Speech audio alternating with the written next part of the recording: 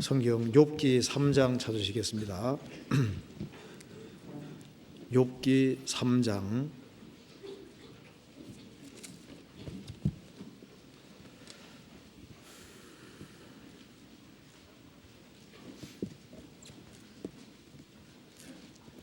3장 20절입니다.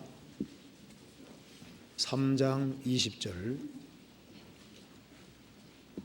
제가 읽겠습니다. 어찌하여 곤고한 자에게 빛을 주셨으며 마음이 번뇌한 자에게 생명을 주셨는고.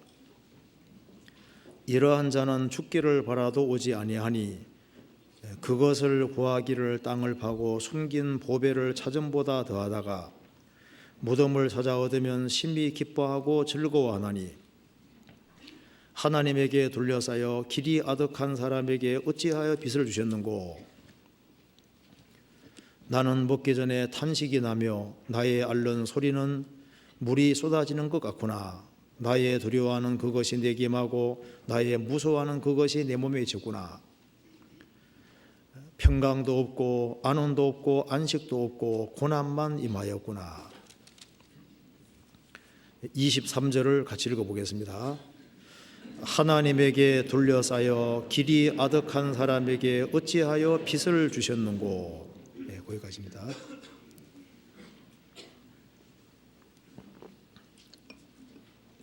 네, 오늘 욥기 3장 23절을 좀 생각해 보려고 합니다.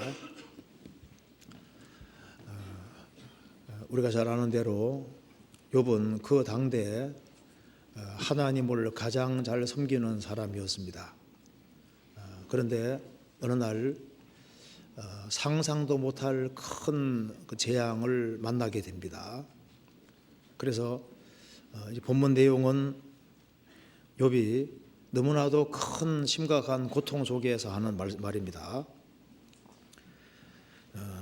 여기 23절에 하나님에게 둘러싸여.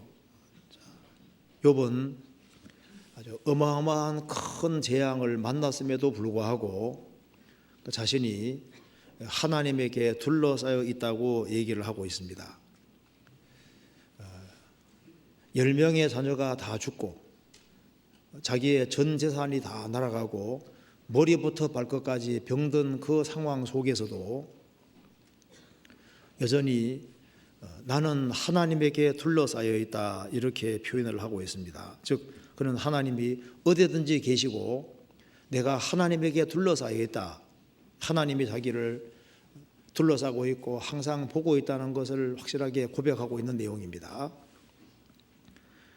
그러지만은 길이 아득한 사람에게 이렇게 표현을 했습니다. 길이 아득하다, 그 말은 지금 자기가 평상시에 절대적인 원칙으로 생각하고 살아온 것이 있었는데 자기 원칙이 흔들리는 거예요. 지금 헤매고 있는 겁니다. 길이 아득한 사람에게, 길이 아득하다는 것은 길이 숨겨져 있다는 겁니다.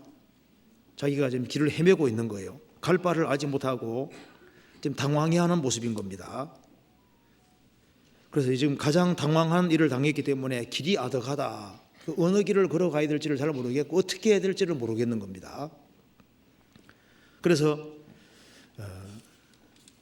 그 뒤에 말하기를 어찌하여 빛을 주셨는고.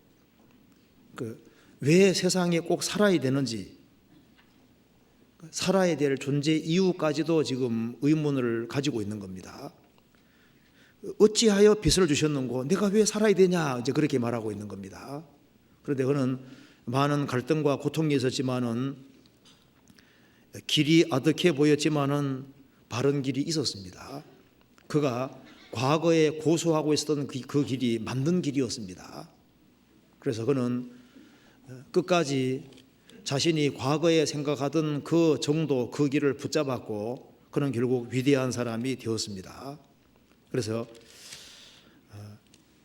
오늘 길이 아득한 사람이 될 때 그 제목으로 좀 생각을 해보겠습니다. 이것은 욥에게만 있는 일이 아니라 크리스찬이 생을 살아가면서도 얼마든지 부딪히는 문제라고 할 수 있는 겁니다. 그래서 이걸 같이 한번 생각을 해봅시다. 자, 먼저 23절에 하나님에게 둘러싸여. 욥에게 있어서 하나님은 실제였습니다. 지금 공기가 있는 것보다 더 확실한 것은 하나님에게 자기가 둘러싸여 있습니다. 우리는 공기에 둘러싸여 있잖아요. 욥은 나는 하나님에게 둘러싸여 있다. 이것이 극단적인 고난을 당하는 속에서도 이 말을 하고 있는 겁니다. 다윗도 이런 종류의 말을 했습니다. 시편 139편 찾아보시겠습니다.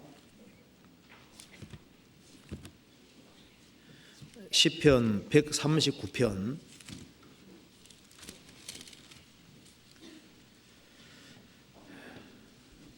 5절입니다.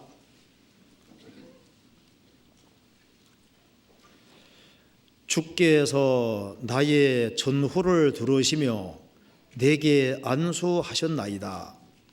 이 지식이 내게 너무 기이하니 높아서 내가 능히 미치지 못하나이다.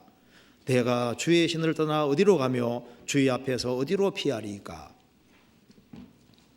다윗은 주님이 나의 전후 앞뒤를 두르고 계시다.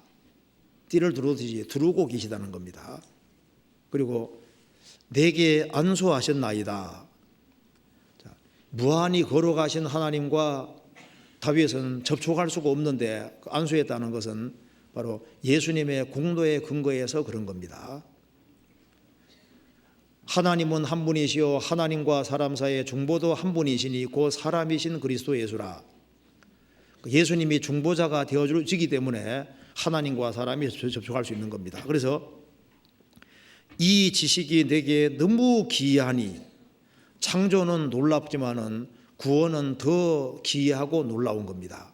그것은 구속의 그 놀라움을 표현하고 있습니다. 내가 능히 미치지 못하나이다. 그래서 내가 주의 신을 떠나 어디로 가며 주의 앞에서 어디로 피하리이까. 다윗도 알고 있습니다. 자신은 하나님을 떠날 수 없다는 겁니다. 어디 가든지 하나님이 계시다는 걸 알고 있습니다. 그래서 여기에 주께서 나의 전후를 들으시며, 욥도 자신은 하나님에게 둘러싸여 있다고 했습니다. 다윗도 마찬가지입니다. 하나님께서는 모든 성도들을 둘러싸고 있는 겁니다. 시편 125편 보시겠습니다.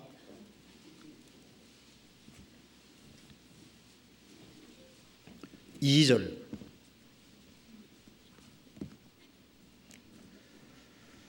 같이 읽어보겠습니다. 산들이 예루살렘을 두름과 같이 여호와께서 그 백성을 지금부터 영원까지 두르시리로다. 산들이 예루살렘을 둘러싸고 있는 것 같이 여호와께서 그 백성을 지금부터 영원까지 두르시리로다. 여기 하나님의 백성을 예루살렘으로 이렇게 비유를 하고 있습니다. 예루살렘은 세초부터 세말까지 하나님 눈이 항상 있는 곳입니다. 산들이 예루살렘을 두르는 것처럼 하나님의 인자하심과 사랑, 하나님 자신이 성도를 둘러싸고 있다는 겁니다. 그 지극한 관심의 대상인 겁니다. 욥도 그렇고 다윗도 그렇고 신구약 시대의 모든 성도도 그러합니다. 우리 구원받은 모든 사람도 하나님에게 둘러싸여 있는 거예요. 그리고 하나님이 항상 보고 계신 겁니다. 그런데 욥은 이렇게 말했습니다. 욥기 3장 다시 보시겠습니다.